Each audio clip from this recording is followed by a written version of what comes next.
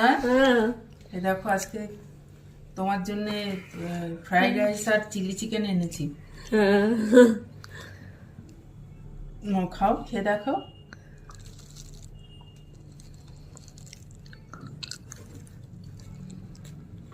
গরম ভালো খেতে।